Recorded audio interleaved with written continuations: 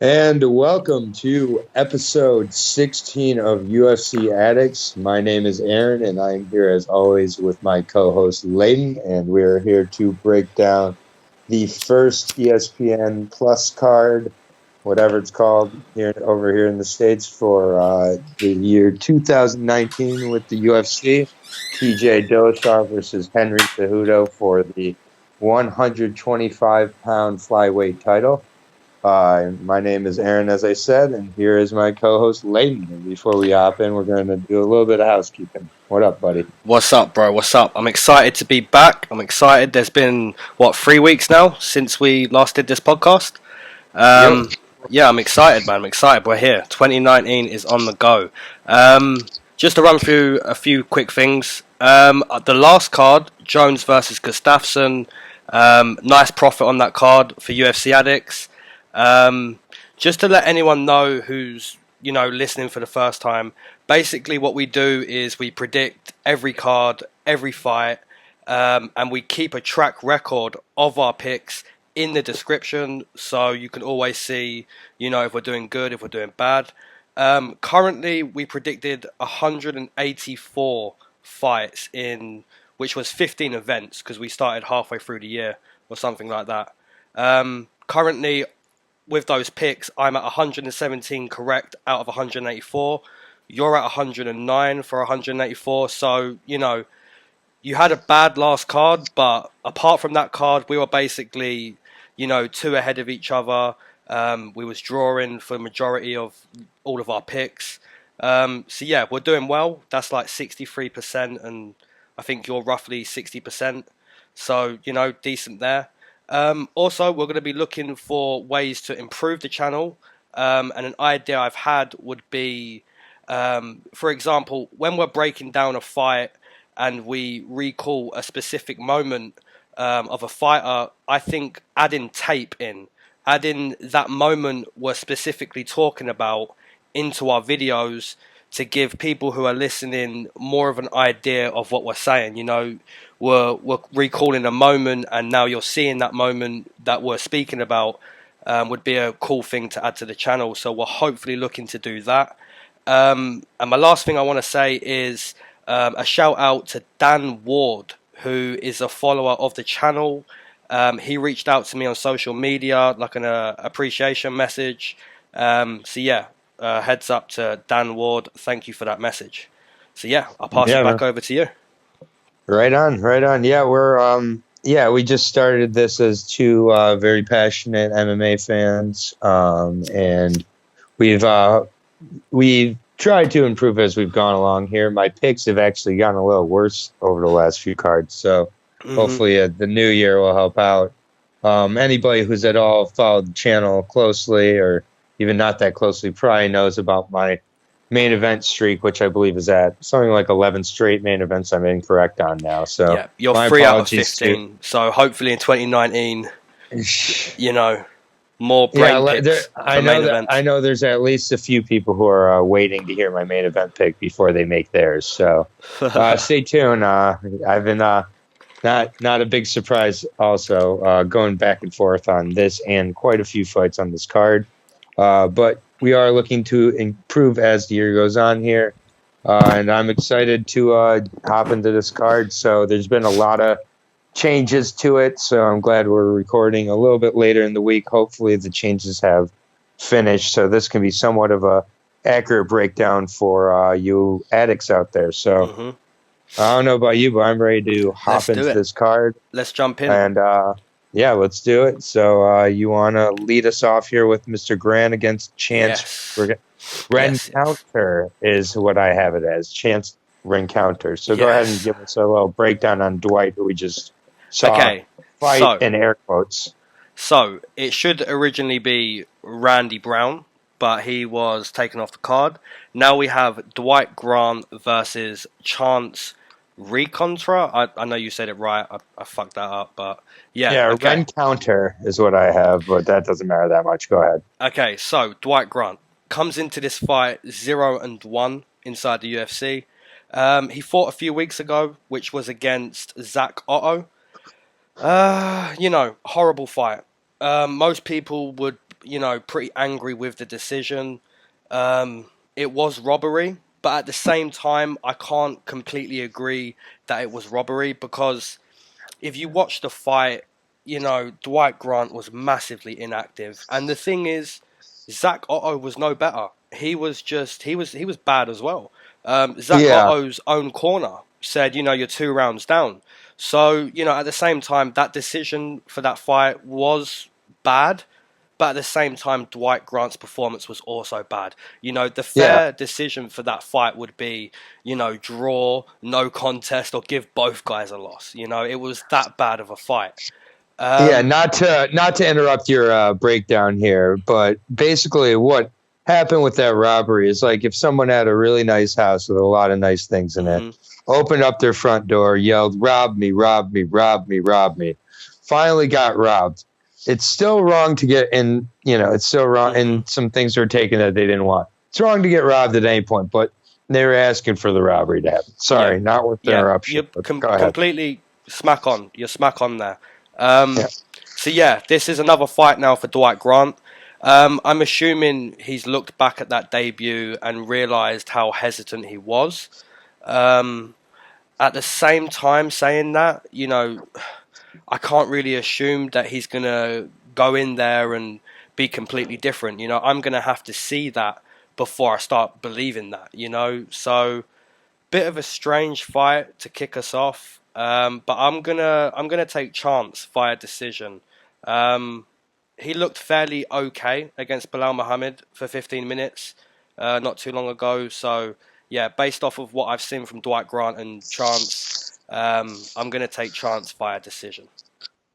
Okay, fair enough. I will be breaking down Chance the Black Eagle Recountree. He trains out of Alliance MMA. He's 12-3 overall, 0-1, as you said, losing to Belal Muhammad in a fight which I rewatched and I didn't see him have really any sort of competitive spot in that fight. He made it to the end. He's tough, but I went back and looked at quite a bit with Chance, and he really is a tough guy. He's tall for the division. He really likes to get in there and mix it up and trade. And when I was breaking him down, a lot of my breakdown was based on Randy Brown, since this fight was the fight till, yesterday? But Randy Brown and Dwight Grant, one thing they do have in common is they both are very talented strikers. Dwight Grant, I think, really mentally froze up in his debut, and I think he can learn a lot from that fight. The other good thing you can definitely say about that fight is he did not take a lot of damage in. So fighting this quick of a turnaround, he'll have the lessons fresh in his mind from the fight, and he didn't take a lot of damage against Zach Otto. So I could see this kind of being a really back and forth. Both fighters need to have not only a win, but an exciting win to get a little bit of momentum going in their career. Both fighters with another loss probably are looking at a new organization to be fighting for. So I'm going to actually take Dwight Grant to get the decision here. Obviously, he's a Dana White Contender Series winner, which he didn't say, but I still took my shot, so don't worry. But I just don't think that the debuting Dwight Grant was the Dwight Grant we're going to see in this fight. I think we're going to see a different, more assertive fighter. Chance really does often kind of like to get hit a few times before he gets into the fight. So maybe if he survives the first couple of shots from Dwight Grant, he may be able to take over and get the decision. I was going to disagree here, and there's no odds for this fight at this point. Obviously, I mean, he was going to be, if it's for what it's worth, he was going to be like a plus 200 underdog against Randy Brown, but Dwight Grant hasn't earned that sort of respect to be even called a Randy Brown. But I'll take Dwight Grant, and I could see him actually getting a finish on Chance actually too. So possibly a finish within the first 2 rounds. So nice. Okay, so a disagreement to start the card, a fair assessment, and so that moves us on into Belal. Remember the name Muhammad versus Geoff Hands of Steel Neal. And I'll let you take it away with Geoff Neal. All right, another Dana White Contender Series winner. So take a shot of apple juice. If you prefer, you can choose your juice, but I prefer apple. So Geoff Hands of Steel Neal. Hands is spelled with a Z at the end of it. Very important. 10-2 record, fighting out of Forts MMA, just like a lot of other fighters who have been fighting on some cards lately. I've really noticed Fortis MMA being an up-and-coming camp that not a lot of people seem to be talking about, but I've noticed showing up with some fighters like Charles Bird and others. So Geoff Hands of Steel Neal, he has 6 KOs and 2 subs in his 10 wins. He's now 2-0 in the UFC with a quick sub win over Brian Camozzi and a pretty brutal head kick knockout of Frank Camacho, guy who both of us have quite a bit of respect for his toughness, if nothing else. Mm-hmm. And he battered Frank before, I believe, being the first person ever to put Frank Camacho away with strikes. So I believe so. Yeah, I think Neal was robbed of a performance of the night in that fight too. Mm-hmm. I really think this is a very, very good matchup. And I think that what Geoff needs to hope for is for it to be a brawl and more of a stand-up battle, though. But he not only doesn't need to be stand-up, I think it needs to be kind of messy, and but it needs to avoid being a grappling match at the same point, if that makes sense. Mm-hmm. And it may not. But I think that the advantages that Belal has is overall MMA game and specifically his grappling. But I think technically on his feet, he may be better than Neal also. And the other thing about, and not to make this a breakdown about Muhammad, but is that Muhammad's faced a lot of different types of strikers. He's faced pressure strikers. He's faced rangy strikers. He's faced a lot of different types of strikers and done pretty well against them. Mm-hmm. So I really think that Neal has to maybe kind of hope for a quick finish here. I think if he doesn't, he could really start to get exposed in this fight, maybe for being a little bit of a headhunter. And so while I'm saying he kind of needs to be a headhunter to win, I think that may be his downfall. So I think this is a really good matchup, but I think Muhammad just has the experience, and his wrestling, his grappling overall, I think is just very underappreciated. So I'm going to take Muhammad, and I'm going to take him to get a decision win, but I think he could surprise and get his second submission win in his career. He really was going for it after Chance and didn't get it, but I think that Neal may put himself in some situations Chance was maybe a little less willing to. So I'm going to go with Muhammad to get a decision win over my Dana White Contender Series winner, Geoff Neal. Nice. Okay, so Belal Muhammad comes into this fight 5-2 inside the UFC. His most notable wins coming over Randy Brown, Jordan Mean, and Tim Means. So yeah, you were saying how he's beat, different kinds of strikers, rangy guys, like Tim Means. Yeah, you're spot on there. His losses come to Alan Jaban and VanZant Luque, so credible losses there. I pretty much agree with everything you've said about both guys. Belal Muhammad, he's well-rounded. He's not specifically great anywhere. He's just, pretty decent everywhere.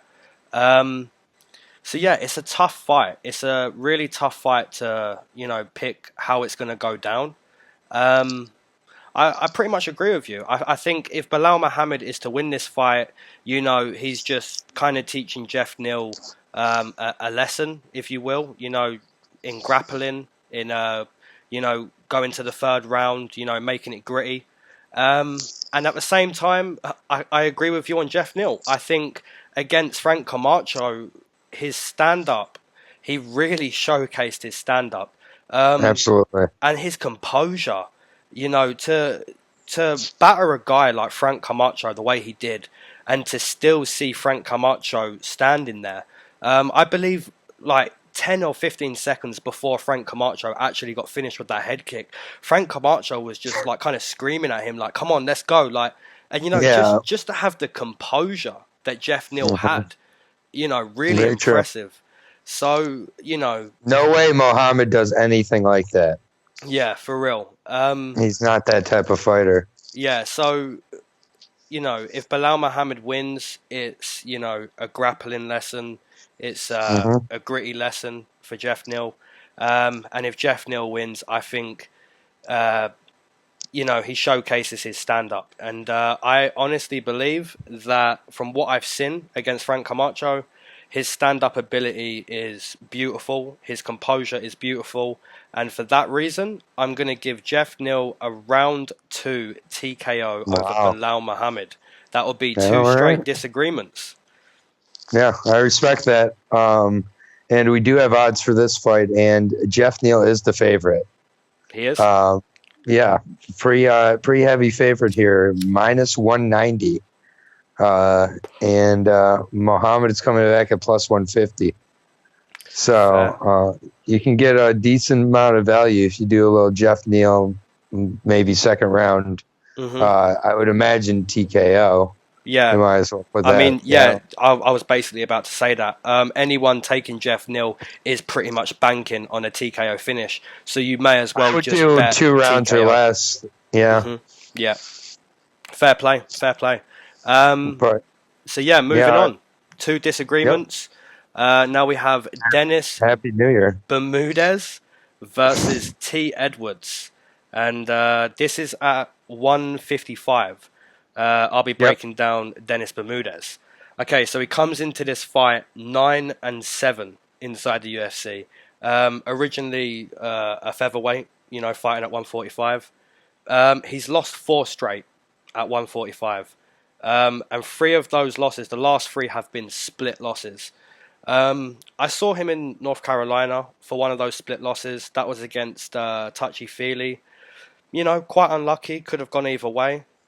His last fight, who was that against? Was it Rick Glenn? Could have gone either way. Yep, it was. So, you know, Dennis Bermudez, he has 4 straight losses. He's been kind of unlucky. Is a move up to 155 necessary? Probably not, but, you know, we're talking about the guy's career now. You know, Jason Knight just got cut, so, you know, 4 straight losses. Dennis Bermudez needs to win this one. So yeah, notable wins coming over Max Holloway, Clay Guida. He beat Jimmy Rivera in The Ultimate Fighter. Also lost to top competition, Ricardo Lamas, Jeremy Stevens, Darren Elkins. So yeah, it's pretty much make or break at this point for Dennis Bermudez. It's interesting. It's an interesting fight. You know, he's moving up to 155. I believe he will be the stronger wrestler in this one. He's obviously the far more experienced guy. Yeah, it's make or break for Dennis Bermudez, and I pretty much think he's gonna make it here against a guy like T. Edwards, who's just been, you know, Don Madge knocked him out, but he didn't only knock him out; he hurt him several times in that first round. So yeah, it's kind of unlucky for T. Edwards that he's been given such a veteran. Having said that, it's a 145er, so, you know, maybe a little bit of confidence from T. Edwards for this fight. But yeah, I'm going to stick with Dennis Bermudez. I know he's lost 4 straight, but I believe he's going to outpoint T. Edwards and be the stronger wrestler in this fight. So I'll take Dennis Bermudez, and I'll actually take him not only to win this fight, but I'll take him to get a finish. I'll take him to get a round 2 finish over T. Edwards. All right. I assume by TKO or by like a ground guillotine? and pound TKO. Okay. I will be breaking down T. Edwards out of MMA Lab. He is 6-2 with all 6 of his wins coming by TKO, and he is 0-1, and he got pretty much brutally picked apart and KO'd by UFC Addict's favorite Don Madge. I definitely put him on the UFC Addicts Hall of Fame for 2018 with like Jordan Rinaldi, a few other fighters like that. But so it appears that you know, Tay is a front runner, basically when he dominates, he can finish and he wins. But if he doesn't, he kind of has some trouble. Pretty similar to Bermudez. And this is a much different matchup than Don Madge. And Bermudez is coming up in weight. And so I think Edwards may be actually the more powerful fighter of the two. And I think the wrestling is going to be pretty close. So I think this is actually a really good opportunity for Tay Edwards. And his only other loss was by decision, and it was in his second fight. And other than that, all of his wins are coming in the first round within 3 minutes. So it's hard. It is hard to say, but he was on the Contender Series and he won on there. So he's, got a spot in my heart. And that isn't what it is about when I'm making my picks in 2019. But I'm, still giving Edwards a chance here. I do think Bermudez is going to win. I don't think it's going to be super impressive. I think Bermudez is going to get a decision win. But if Edwards were to win this fight and even get a finish, I wouldn't be shocked at all. Mm-hmm. I actually may be kicking myself for not picking Edwards, but I'll go with Bermudez to get a decision. But I really think that Edwards may really have an opportunity to show he's the more athletic, better fighter. And you know what? Actually, we're going to start with 3 disagreements here. And I'm going to go with Edwards to get I actually will also go second round, but I'll go with Edwards to get the second round TKO, and maybe even a first round. So where do you think this leaves Dennis Bermudez then if he loses this? I think Bermudez is probably heading over to PFL to try and make $1 million. Fair play. Okay. All seriousness. I know this is called UFC Addicts, so we won't talk about much, but I think PFL is going to have an influx of fighters heading over there after seeing Sean O'Connell make $1 million amongst other fighters. But Sean O'Connell made $1 million in an MMA fight, and then just retired like a boss. I mean, there are a lot of fighters who see that and could be not only to retire, he's got an announcing gig over there. And anyways, this isn't PFL Addicts, but yeah, I wear the sleeves of Bermudez. I think is in complete purgatory. Probably dropping down to 145 one more time to say it was a mistake to go to 155 if he were to lose, and then maybe getting one more shot at 145, maybe. And if it were, it'd be against a monster. And I think some up and but I think Tay Edwards is a better, younger Bermudez. He's not going to be picked apart by Bermudez on the feet like Don Madge was. Mm-hmm. Don Madge, so that's my opinion. Fair play. What are the odds for this? 3 disagreements to start out.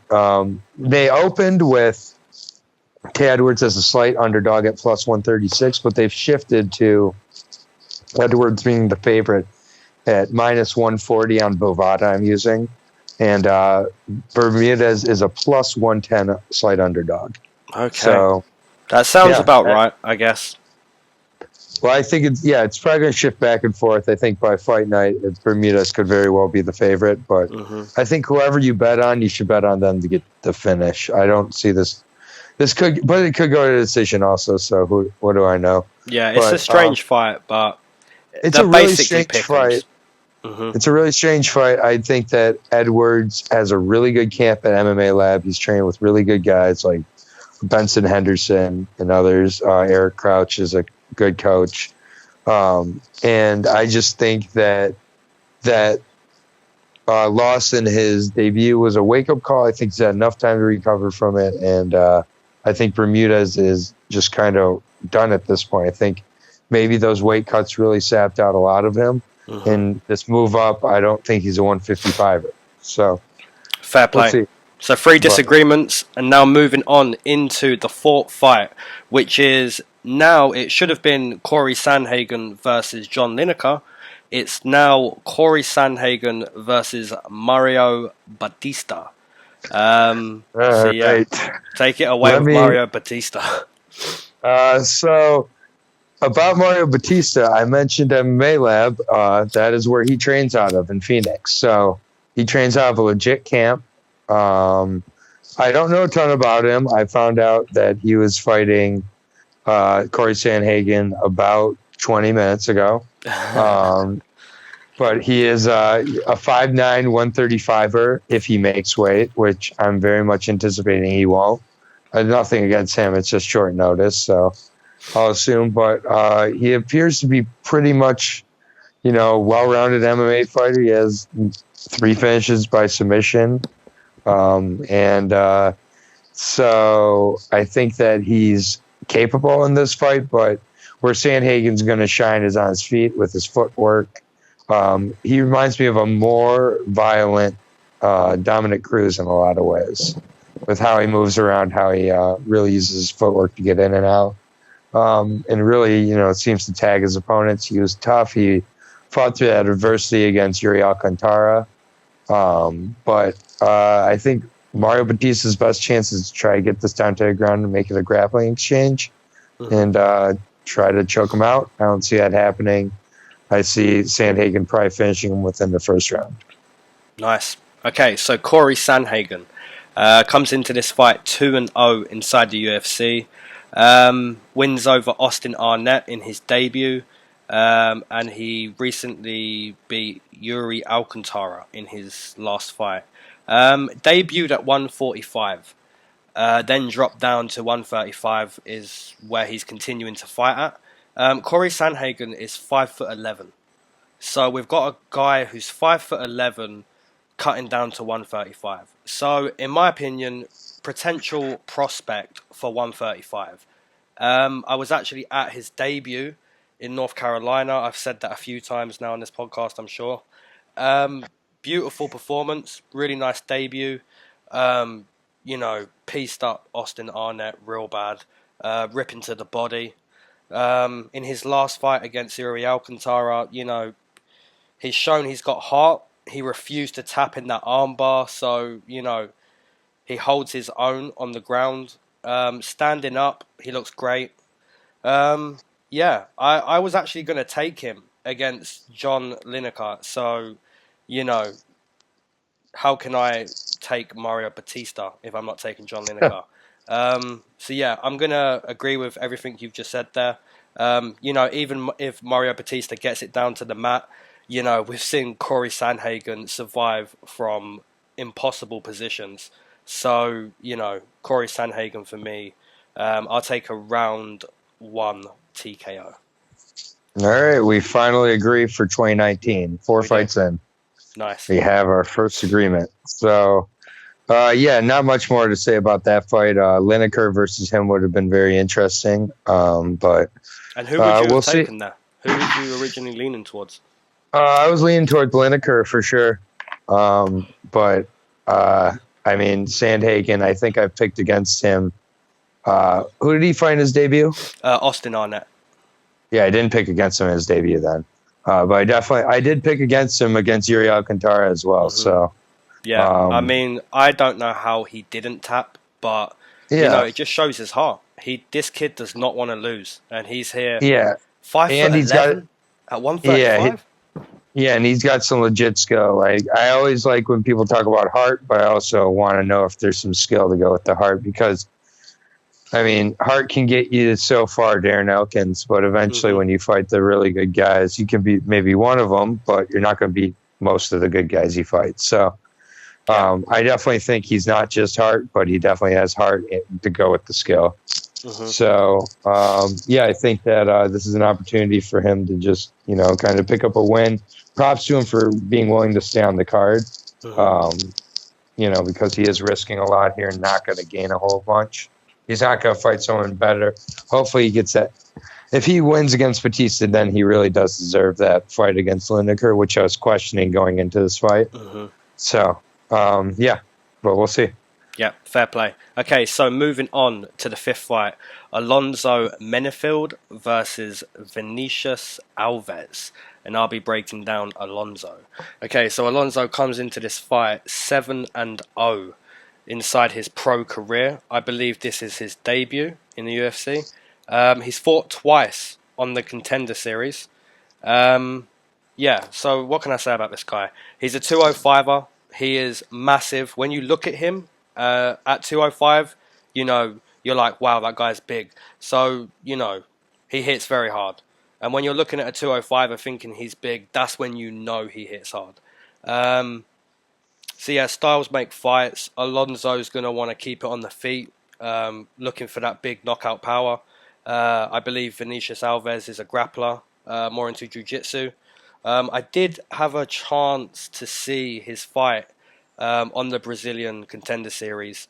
You know, he's a jiu-jitsu guy. He looked kind of sloppy though, and he had several chances to finish that fight in the Contender Series, and I'm pretty sure he broke that guy's arm at one point, and there was still no tap from the other Brazilian.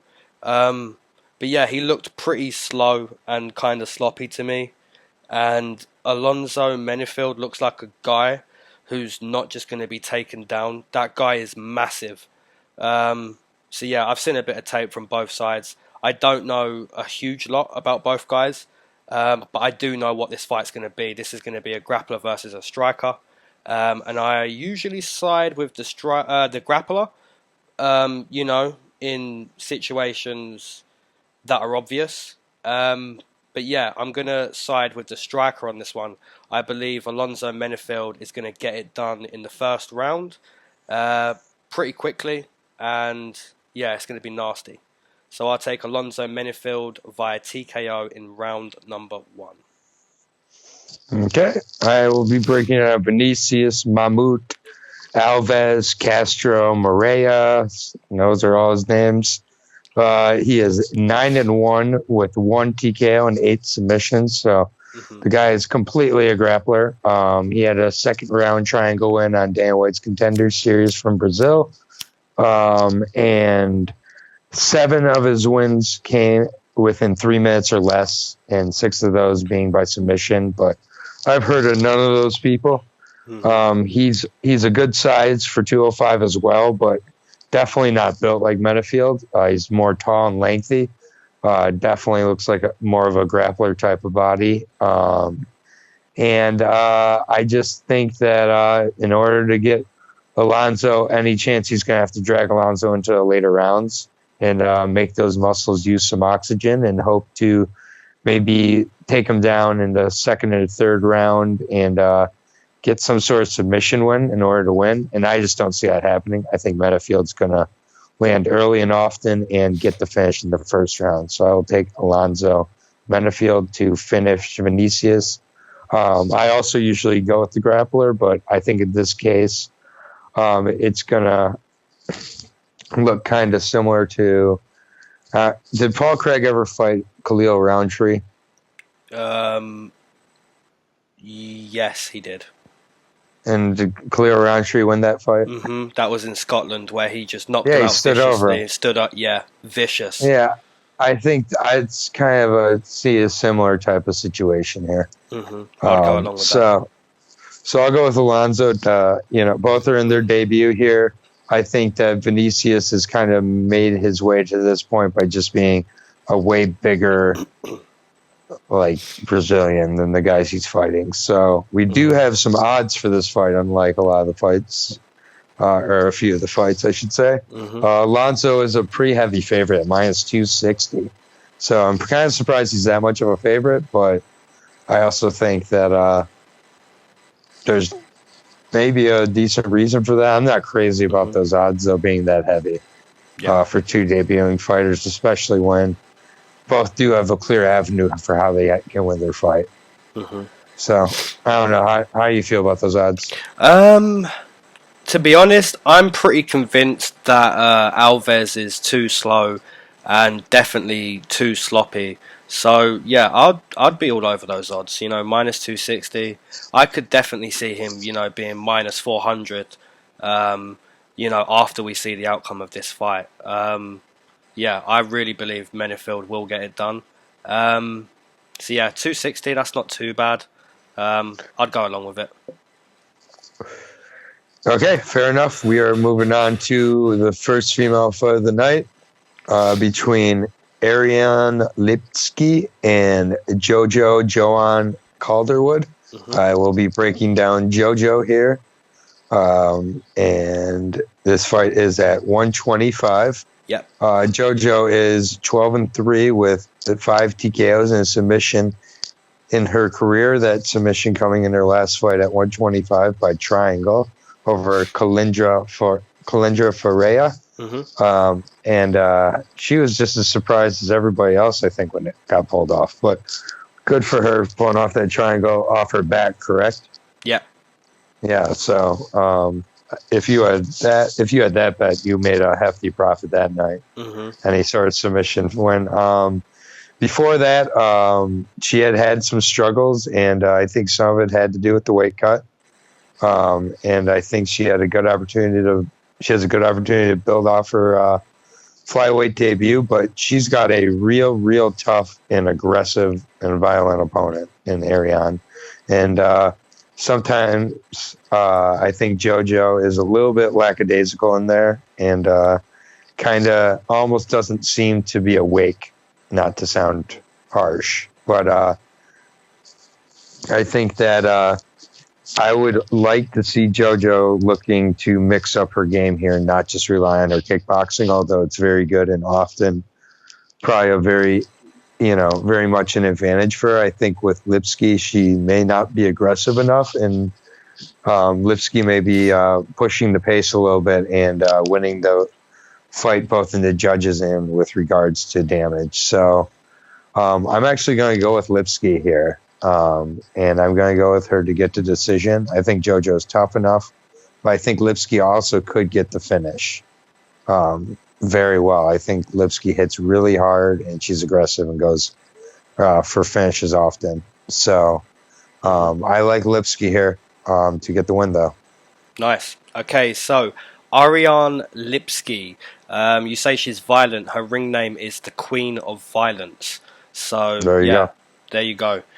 She comes into this fight making her octagon debut with a pro record of 11-3. So something I love about our podcast is when I don't know someone, we have to research that person, watch some tape, and watching this girl, she is basically what you just described. She is violent. She's massive. The size of her shoulders, we've got another fighter here where we're making some inappropriate jokes about her not being fully female. She hits very hard.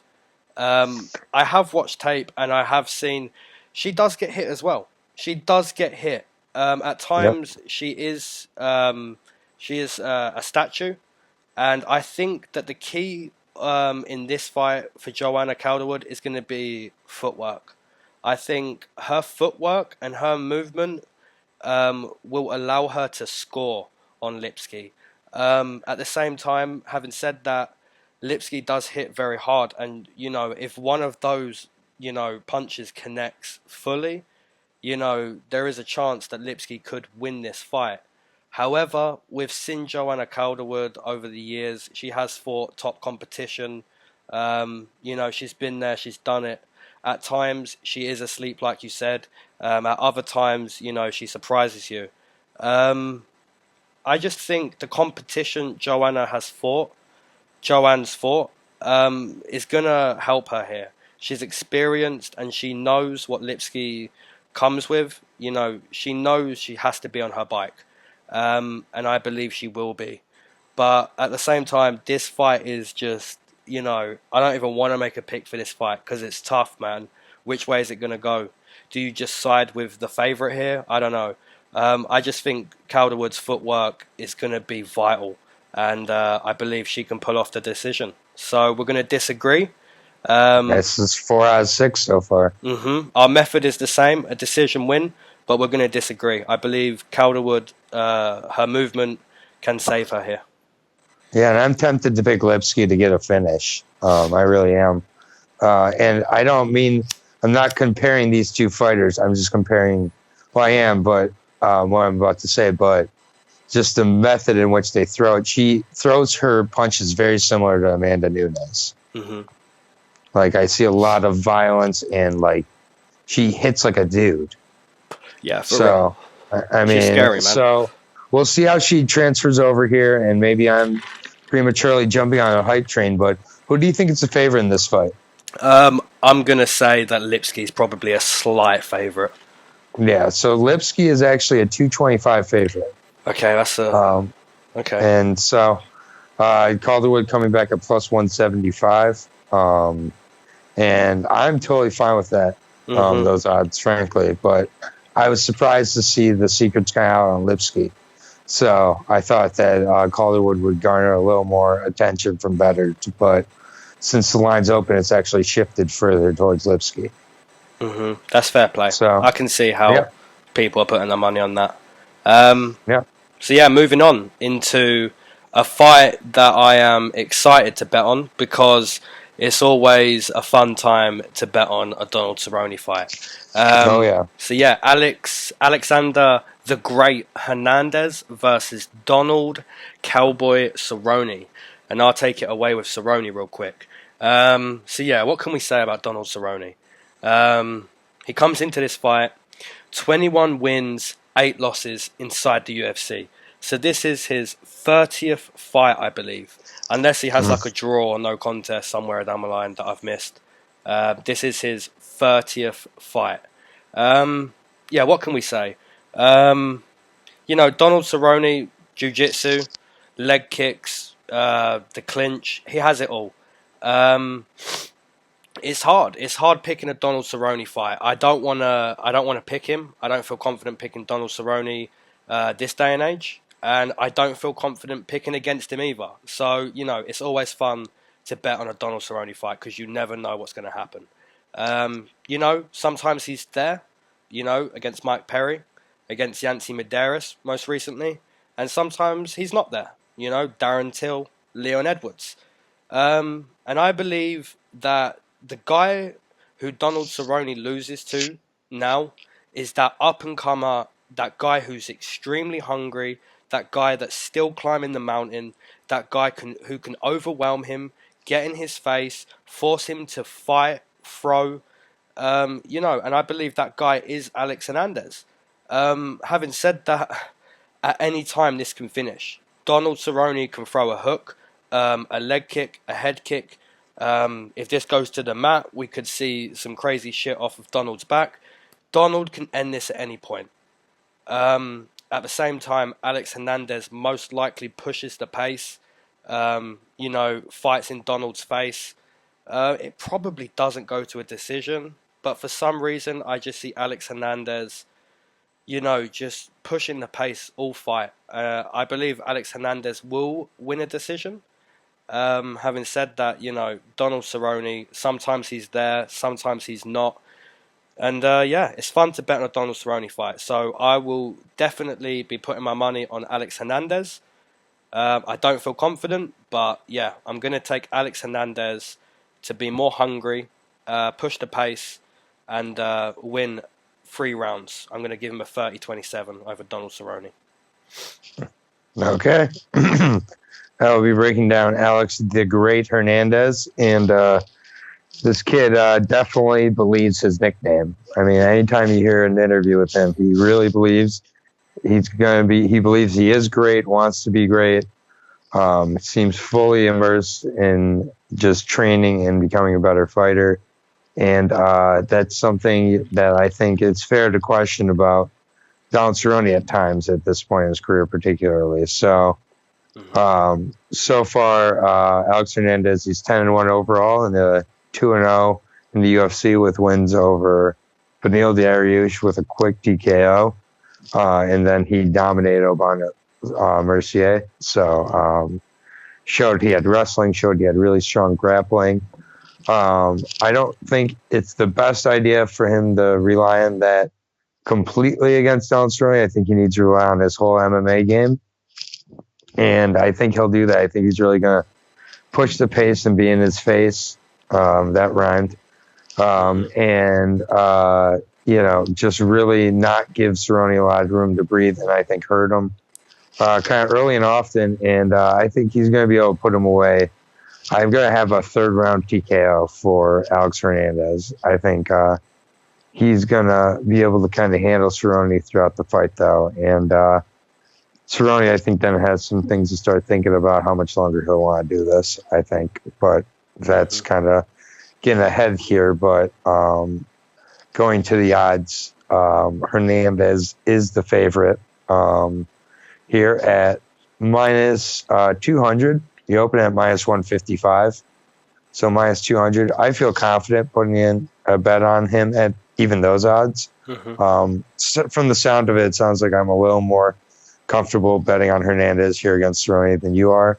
But I've often bet against or picked against Cerrone and been incorrect. So and the crazy thing is, you say Alex Hernandez minus 200.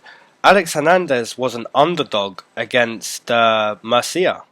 So, and now we put him up against a veteran. He's an underdog in both his fights, obviously. Yeah. There you go. Even his debut. And now we put him up against a veteran who's been there and done it against everyone. And now suddenly he's a minus 200. So, Donald Cerrone, he was plus 160 against Mike Perry. What is he here? Plus 160. So plus 160 again. So, for anyone who believes in Donald Cerrone's mindset and is fully behind him like you were 5 years ago, now would be another time to potentially cash in. One thing to keep in mind is Cerrone not a big fan of animosity before a fight, and Alex Hernandez looks like he wants to kill everybody he fights. Yeah. And Cerrone just doesn't like that kind of stuff. He really doesn't, and Hernandez is aware of that, and not only is he aware of that, but that's just who Hernandez is as a fighter. He just is not the guy who's going to be dapping you up and, laughing about it. I've listened to some interviews with Hernandez. He's like, this is my life. All I spend every moment trying to do is become a better fighter. He's off cliff dive and all this stuff, but at the same point, Cerrone can hear that. It's a half psych. This game this MMA game is so psychological. So we'll see who has the psychology to prevail, I guess. But we do agree. So that's been a rarity on this card. So and we're both taking Hernandez. We are moving on to 205 with a late replacement here with Carl Roberson stepping in to fight Glover Teixeira. I will be breaking down Carl Baby K Roberson. He is 7-1 in his career, 2-1 in the UFC now, with a loss to Cesar Ferreira by arm triangle choke, and he's beat two Englishmen in Daryl Stewart and Jack Marshman. So Jack Marshman was super tough in his fight against him, but definitely an impressive performance for Roberson, especially coming off that loss. Roberson is stepping up in weight here, which I think won't exactly hurt him too badly. I think he does have a frame that could be good at 205. I think he has good length, and he is a Dana White Contender Series winner. So he beat Ryan Spann in 15 seconds with elbows. He's very well rounded, and El Mutante did kind of expose him, however, and exposed that his grappling kind of has a little bit of development to go. But that fight was a while ago, so he's gotten better since then. And this is a really important fight for Glover, though. And I think Glover is able to get the finish, and I think it will be by submission in the second round. I think he'll maybe spend the first round experimenting on the stand-up, on the feet, and then in the second round get to clinch, maybe get to the ground, and get some sort of finish. But again, the upset could happen here. I really do like Roberson, but I think Glover is just a little too wily and experienced at this point. Fair play. So I'll take Glover by submission, which I think a lot of people probably would think he's the only way to win this KO. I think submission could happen. Nice. Okay, so Glover comes into this fight 10-5 inside the UFC. His most notable wins coming over Rampage Jackson, Ryan Bader, Rashad Evans, and OSP. Most recently choked out Misha Serkinov. Glover Teixeira has been in the UFC since 2012. He's 39 years old now. I was actually at his last fight in Germany where he pretty much couldn't stop a takedown from Corey Anderson to save his life. But I pretty much agree with you with what you're saying. I think if Glover Teixeira is to win this fight, I think it comes through grappling. I think if Glover is smart, I think he has to grapple in the first round. Because, yeah, Carl Roberson is moving up in weight. And you say this won't hurt him. I think this could actually play a good factor into Carl Roberson winning this fight. I think if Carl Roberson can get into the second and third round with Glover Teixeira, I really believe that we're going to see a difference in conditioning and movement. I think Carl Roberson will definitely win the exchanges on the feet in the later round. But yeah, it's a tough fight to break down, man, because, you know, if Glover Teixeira is smart and he just goes, you know, let's grapple, we really could see Glover Teixeira pulling off a submission. Most people, like you say, think Glover Teixeira could just knock out Carl Roberson. You know, I think we're going to see Carl Roberson win those exchanges. We've seen Glover Teixeira take some horrible damage against Anthony Johnson. You know, knocked out within seconds. You know, mouth guard just went flying. Against Gus, well, not recently, but, you know, 5 rounds where he was just beat up, chasing Gus. And that ending combo from Gus with the uppercuts, so, you know, Joe Rogan describes it as like a video game. You know, that's how bad it was. Yeah. But yeah, it's a fun fight because I want to see what Carl Roberson is like at 205, you know, against a veteran. But we're going to disagree. I think an upset could be on the cards here. And I'm going to take Carl Roberson to get a TKO finish in round number 3. I think it's going to go right to the wire. Wow. Okay. Well, the rare instance where only one of us picks a Dana White Contender Series winner and you're choosing him. So that'll be our 5th disagreement of the night here. Yeah, the odds have it at pretty much a pick 'em, minus 117 for Teixeira, minus 103 for Roberson. That sounds perfect to me. You know, because it is really, you know, no one knows. No one knows what's going to happen here. You know, what Glover turns up, what's Carl Roberson's game plan. Who knows? Yeah, very true. And I really have been impressed with Roberson aside from the El Mutante fight. So we'll see. And it's weird, you know. We'll see. You know, I believe that was the first round too that he got choked out. Oh yeah. Yeah. So like I say, if Glover Teixeira's smart, you know, get grappling round number 1. Anyway, moving on. You done? No.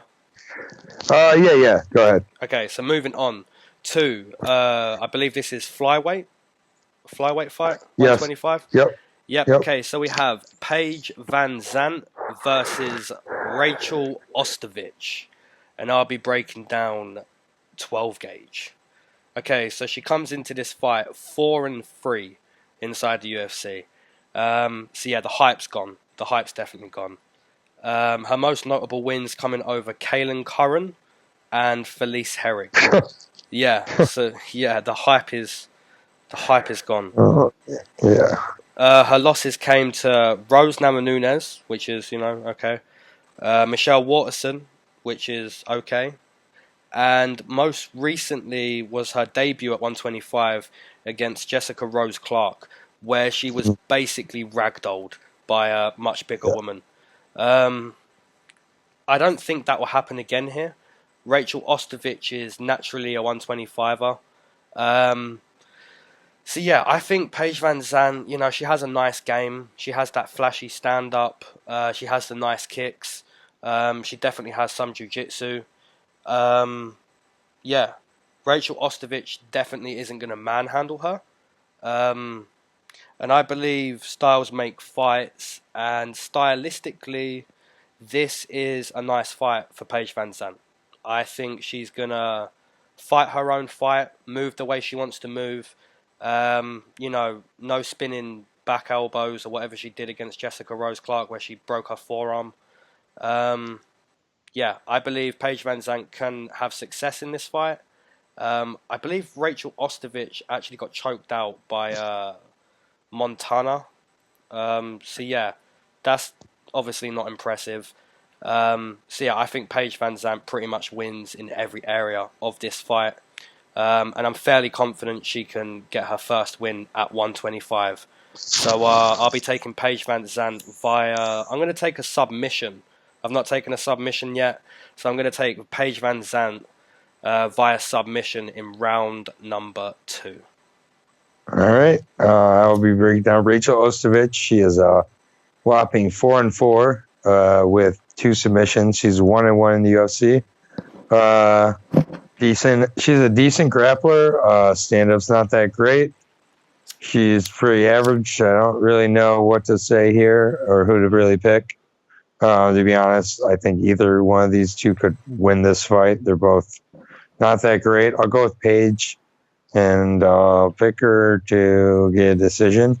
I know this is high-quality breakdown, but yeah, I'll take Paige to get a decision. I'll keep it kind of short and easy. This is my least confident fight of the night. I have no idea. Paige is the favorite at minus 165 for some reason. So Ostovich is plus 130. But yeah, not sure how great that fight will be. Yeah, so it that's is. really all I have to say about it. I'm definitely looking more forward to the other female fight. Yeah. There's going to be a bit of violence in that one. This one's going to be more, a little laid back. If you want to like bring your mum into the room, like, look, this ain't too violent. But yeah, look at it. They're pretty girls. They're fighting. So yeah, they both have fake breasts, which I know this is an MMA, but it's pretty odd to be a fighter and have fake breasts. Yeah, like weird. Anyways, totally different podcast. Yeah. So we'll move on to the flyweights here on the male side between Dustin Ortiz and Joseph Benavidez. You didn't have anything else to say about Ostovich? No. I just think Paige VanZant, she's going to have room, and it's going to be I believe it's going to be a clear victory for Paige. Yeah, I think Paige could get a TKO. I don't see her getting a submission win, but we'll see. So moving on to Dustin Ortiz versus Joseph Benavidez, I will be breaking down Dustin Ortiz. This is a rematch of a fight from a few years ago. Dustin Ortiz is 19-7 overall with 8 TKOs and 4 subs in those 19 wins. He's 8-5 in the UFC, winning his last 3 against pretty decent competition. He beat Hector Sandoval. He beat Pantoja, which was very impressive. And beat Matthias Nicolo, who also is very good, even though I can't pronounce his name. And he KO'd him with a head kick in the first, and he looked really, really dynamic. And he's looked better and better to me since his debut. So Dustin definitely has looked better since fighting Joseph Benavidez last time, and Joseph Benavidez is headed the opposite way. And so I know they've already fought before, so Joe kind of feels like he hasn't figured out, but I think Dustin is just the stronger fighter at this point in their careers. And as long as he can mentally get over that loss, I think that he'll be the one on the positive side of a decision this time. So I'll take Dustin Ortiz to be able to kind of out-wrestle and even outstrike Joseph Benavidez here. Wow. Okay. Nice. Okay, so Joseph Benavidez comes into this fight 13-3 inside the UFC. He's a 125 veteran. He's beat guys like Eddie Wineland, Ian McCall, Formiga, Tim Elliott. Like you said, he's already beat Dustin Ortiz, John Moraga. He's actually beat Henry Cejudo. In his most recent win, which was Alex Perez, he actually won twice in that fight. Yves Levine having an absolute nightmare ref in that fight, if anyone remembers that. So yeah, Dustin Ortiz, I actually thought he lost that fight against Pantoja. That was a little bit of a shaky decision for me. I believe that Joseph Benavidez is on this card. You know, if TJ Dillashaw doesn't make weight, he's going to be the guy who steps in. Or if something happens, you know, Henry Cejudo will fight. Has Dustin Ortiz got it in him to beat a veteran like Joseph Benavidez? A guy who is, you know, pretty consistent. You know, he even done well against Sergio Pettis.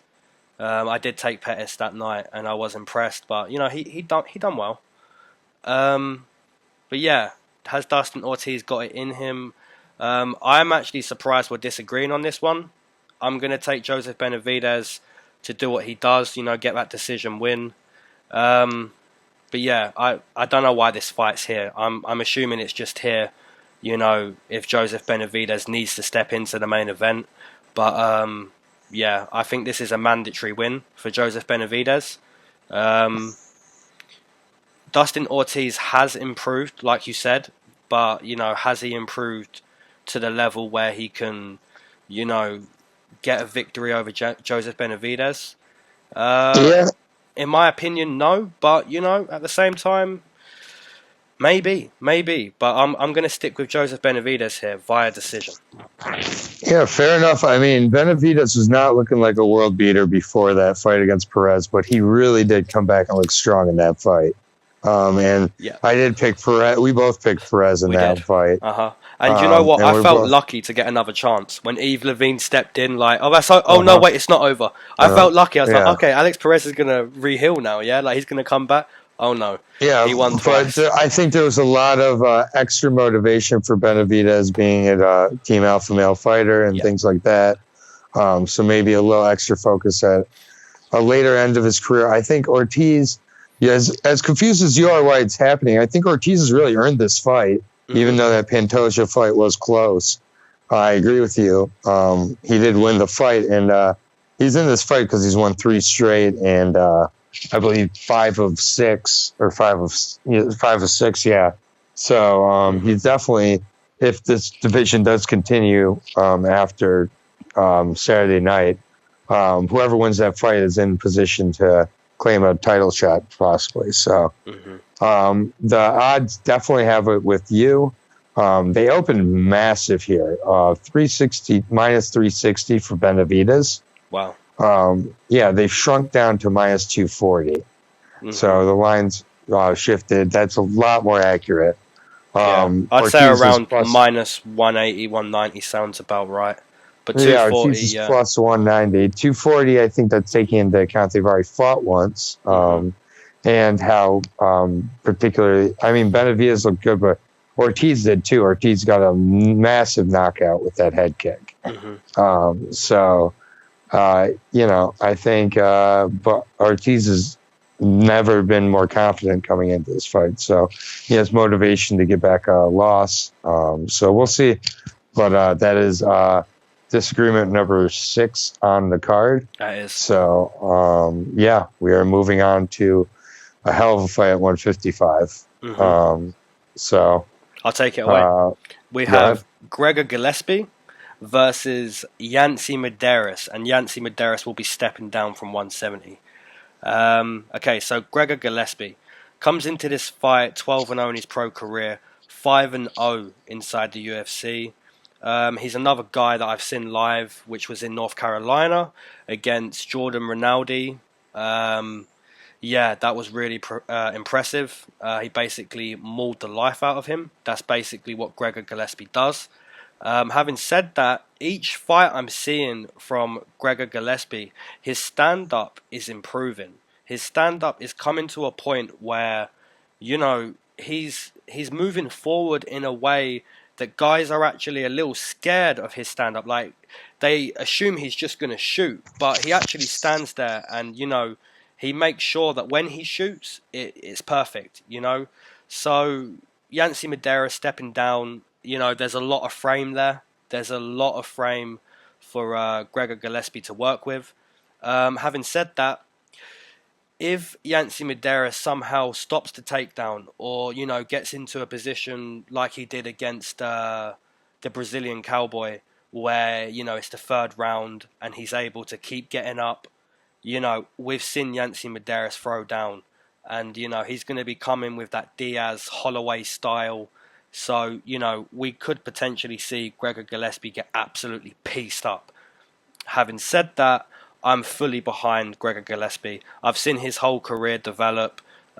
Really impressive wrestler. And in my opinion, the most important aspect in MMA is wrestling. Being able to get that takedown.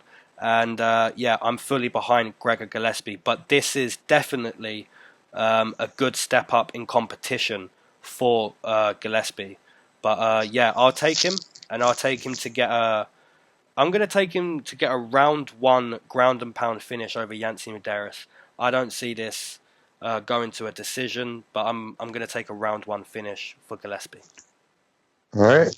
Yancy the Kid Medeiros dropping down from welterweight, as you said. He is 15-8 with a 6-5-1 record in the UFC. His best wins being Cowboy Oliveira. Yes, and also sending Eric Silva out of the UFC with a body shot. So he is coming off a loss in the first round to Cowboy Cerrone. And you gotta wonder if those kind of major wars he's been in are starting to pile up. And how much more damage Yancy can take at this point. And I just, fortunately for him, I don't see him being in a war against Gillespie here. Unfortunately, I see it being a pretty quick first round, possibly ground pound. Most likely, I think, actually a submission of some kind, maybe an arm triangle. And I see Gregor getting in and out pretty quickly here and not looking to make it a war, not looking to make it a battle, but just, kind of take the fight where he's just the better fighter and finish him with a first round submission. Gregor's legit here. And I think as much as I don't like how the odds are so massively with Gregor, I can't pick against him either. So I guess I gotta agree with him. So the odds just have shifted kind of the opposite way of the Benavidez one here, with Gregor starting at minus 288 and shifting to minus 550, minus 575 at other places. So. Yeah. Yancy's a plus 375, plus 410. I'm seeing on certain sites. So so pretty much everyone is behind this guy's wrestling credentials, and they believe he's gonna take down Yancy Medeiros. I do believe that will happen. Having said that, like I said, Yancy Medeiros has taken fights to the third round. He's been in bloody wars. He does Very get true. Tagged. He's going to have a height advantage on Gregor Gillespie, and he's definitely... Well, I say he's fought stronger guys because he's fought at a higher weight class, but, there's something that comes over strength sometimes, and that's technique. And when you put technique and strength together, Gregor Gillespie is the definition of that from what I've seen so far. So, at the same time, those odds are just a little crazy, but Gregor Gillespie really, really is a very good wrestler. So, I'm kind of with it at the same time. Yeah. So, fair enough. We're moving on to the co-main event of the evening that has Alan Crowder in it, which is the reason it's the co-main event. I'm sure he's fighting Greg Hardy, a former American football player, NFL, who got thrown out of the NFL. Do you know why he got thrown out of the NFL? I don't. Let me enlighten you really quick on. He allegedly threw his ex-girlfriend onto a pile of machine guns on his couch. Okay. And a little bit of domestic issues, allegedly. Then the charges out of nowhere got dropped, and she had a lot of money all of a sudden. Wow. So not sure what happened, but American justice system at its finest here. But now he's fighting in the co-main event of the first ESPN card on UFC card, and I'm not going to go into any more of the sort of controversies or whatever. I'm here to break down fights, and I'm here to break down Alan Pretty Boy Crowder. He is 9-3 with 5 TKOs and 3 submissions. He is a Dana White Contender Series winner, so he's got a little piece of my heart. And he did lose his UFC debut to another pretty boy in Justin Willis. So no shame there, really. It was a first-round TKO. So little bit, you guy went in there and got the doors blown off him, and I do think he's in a much more appropriate skill level fighter, skill level fight here with Greg Hardy. So I think he does have a chance maybe to show a little more of his skill, but Greg Hardy also does have explosive athleticism and super ridiculous power. So if he, I think, lands on Crowder, I think he's probably going to crumble him pretty quick. I think that Crowder's got to use a lot of movement here. He's going to be the smaller fighter, probably going to be the slower fighter as well. So he's really got to rely on movement and using a full MMA game to have a chance here. But I see it going to Hardy here. I think there's a reason. I think it's about how Hardy responds to the spotlight, which a lot of people will think he's a famous athlete. He's used to being under pressure, but he was an American football player wearing a helmet on the field with 11 other guys. This is just him in the octagon leading up to a fight. So I will pick Hardy to get a first round TKO though, over Crowder here, just because I'm very unimpressed with what I've seen from Crowder. Nice. Okay, so Greg Hardy comes into this co-main event, which, let's be honest, it shouldn't be the co-main. We may be saying that a lot in 2019, I have a feeling. Yeah. 3-0 in his pro career. Two of those pro fights coming on the Contender Series.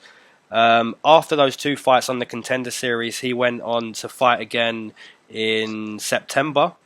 And then he was offered a UFC contract. We don't know much about Greg Hardy. But what we do know is quite evident. You know, you've pretty much said it. He hits very, very hard. We haven't seen him grapple because he hasn't needed to. We haven't seen his groundwork because no one's put him on his back. We haven't seen his cardio because no one's, gone into the second and third with him. So, there's a lot to learn with Greg Hardy. We haven't seen him hurt. No one's hurt him. We haven't seen a lot of Greg Hardy's game. What we have seen, though, is he hits very hard. The impressive thing for me is he knows he hits hard, but he doesn't come in swinging. And if you watch those 3 pro fights and some amateur fights that he's had, he's actually quite technical with that big power. So, believe it or not, at this point, Alan Crowder is a step up in competition for Greg Hardy, which is, it's embarrassing, but at the same time, everyone has to start at the bottom, former football players. So Alan Crowder is a step up in competition. I'd like to see Alan Crowder grapple him. I'd like to see Greg Hardy on his back. But I don't believe we're going to see that. I think we're going to see Greg Hardy come in with a lot of aggression that's quite controlled and technical, and he's going to bomb on Alan Crowder, and it's going to be a round 1 finish for Greg Hardy. Yeah. So, we'll see it at some point, like we've seen with Eric Anders, where we was impressed off what we see from Eric Anders on his back. We will see this from Greg Hardy, but at this point, probably not. Yep. Okay. And the odds, as you imagine, are pretty heavy for Greg Hardy here. Minus 550. So he's amongst the high. He is the biggest favorite on the card. Tied with Gregor Gillespie here. So yeah, that's pretty fair. Crowder coming back hard. Up plus 375. Yep. And so we agree. Moving on to a fight that deserves much more attention. Yes. It is the 125 flyweight title fight between TJ Dillashaw and Henry Cejudo. So I know a lot of people, and by a lot I mean at least 1 or 2 people, have been waiting for my main event pick here so that they can make the opposite pick. So here you guys go. So we'll be breaking down 2 champions here. I will be breaking down the challenger dropping from 135, TJ Dillashaw. He is 16-3, with 8 TKOs and 3 subs and 16 wins, 12-3 in the UFC. TJ has shown improvements throughout his career. He's a good wrestler, has become a better and better kickboxer, thanks to Dwayne Bang. He's got some legit submissions. I think particularly his guillotine and chokes in general. One thing that hasn't been maybe pointed out enough here is he hasn't fought anyone not named Cody Garbrandt since 2016. Mm-hmm. And he's cutting down to 125 for the first time and only time in his career. I don't understand why he's cutting down to 125. I don't get it. He's claiming he's coming down to shut down the division. I don't know why. I just don't get why. Other than to say he has 2 belts, so that he's already talking about moving up to 145 and fighting Holloway. These are warning signs to me. These are things that I'm not crazy about hearing, but at the same point, I don't have a problem with guys, being honest about what they're playing with regards to their success, because everybody's playing to go in there and win. So he's just saying it. I'm not going crazy about that, even though I'm just bringing it up, though. I'm just not completely sold on him taking Cejudo seriously also. And I think Cejudo is fighting for a lot in this fight also, just like TJ. And TJ's been outpointed before in his fight with the Sun Sao, which was quite a while ago, but it did show that he can kind of come in there a little bit over aggressive, and he's coming off 2 pretty impressive finishes, although they're over a rival and a guy he really wanted to put away. I think he's just really got to be careful here and not assume he can just out-wrestle him. He's got to make sure he's doing his weight cut smart, which it looks like he is, but we'll see. And we really won't know fully how TJ looks till he gets in there.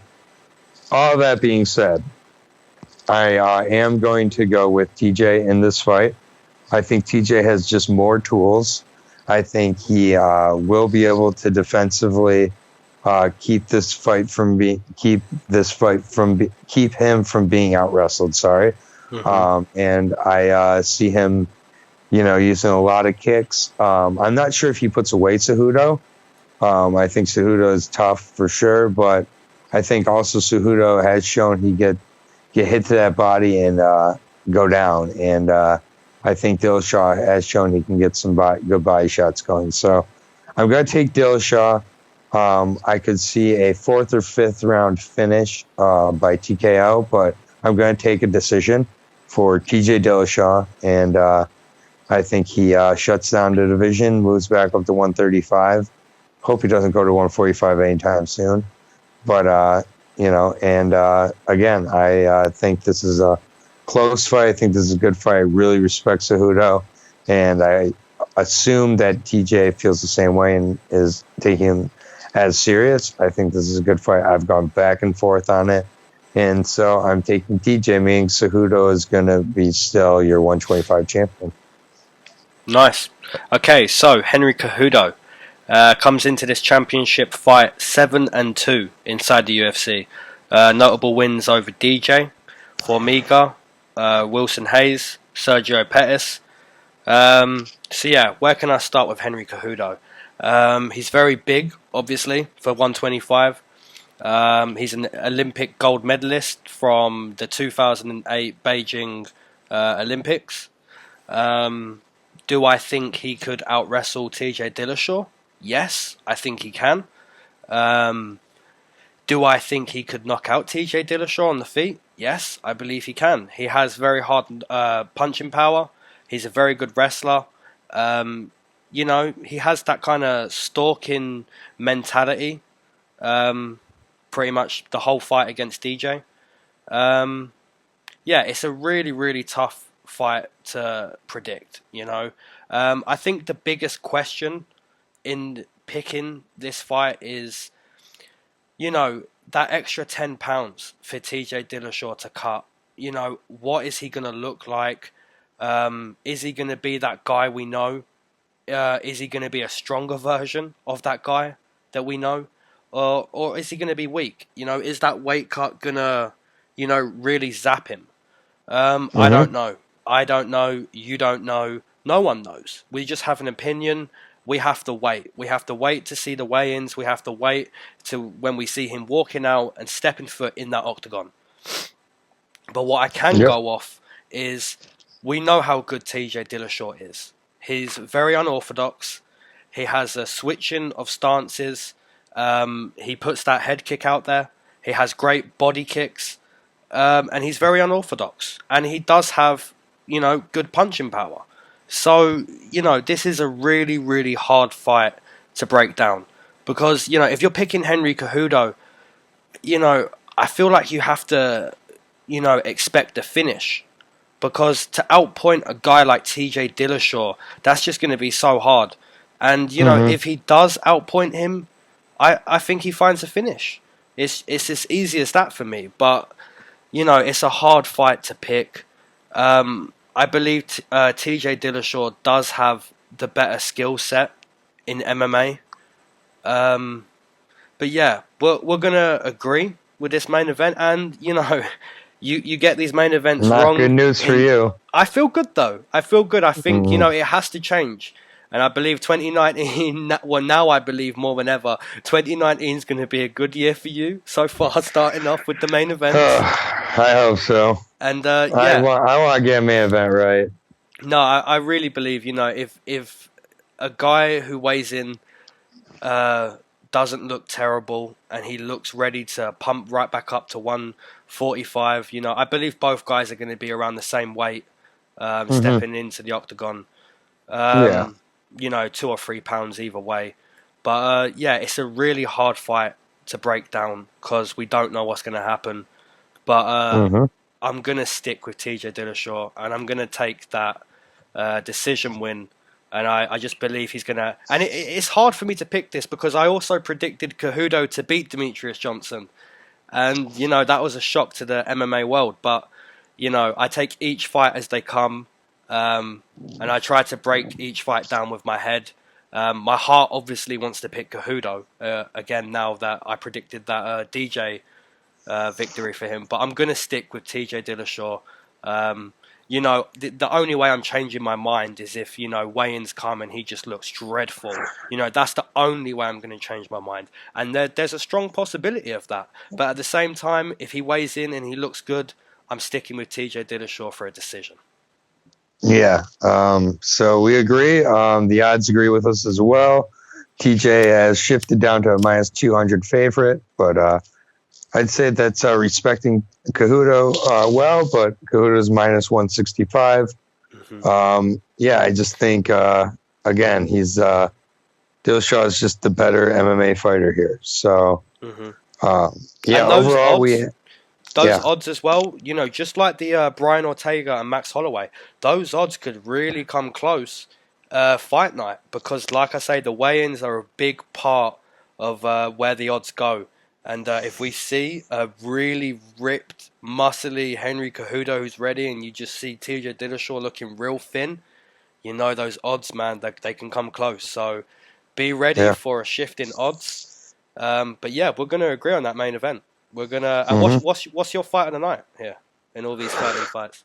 I would say that honestly, that's a good question. I think Belal Muhammed, Geoff Neal, I really like. I also really like JoJo Calderwood versus Ariane Lipski, actually, and very well this main event could be the fight of the night.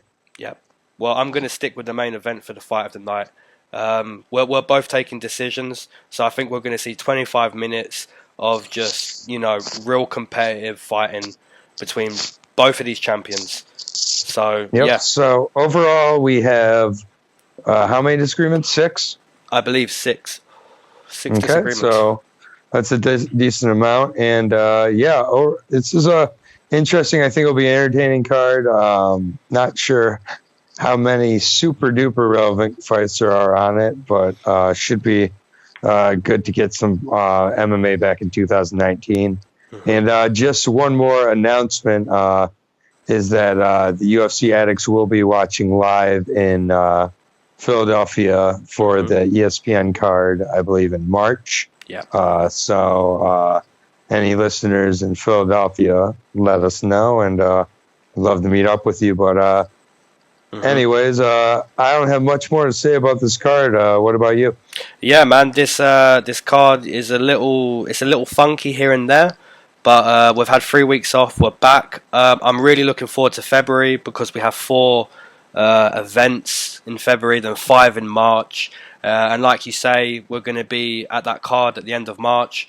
I believe a week before, I'm actually going to be in London watching that card as well. So, February, Nice. March, I'm looking forward to that the most, but I'm just glad to be back and breaking down all these fights. So if you listen to this whole podcast, respect to you, and leave your picks, chat away, and any betting wins that we do get, because, most channels break down fights and predict fights, but they don't bet. We put our money where our mouth is here, and we will post those betting wins in every episode at the start of every episode. So, peace. Yeah, thank you so much, everybody. Peace out.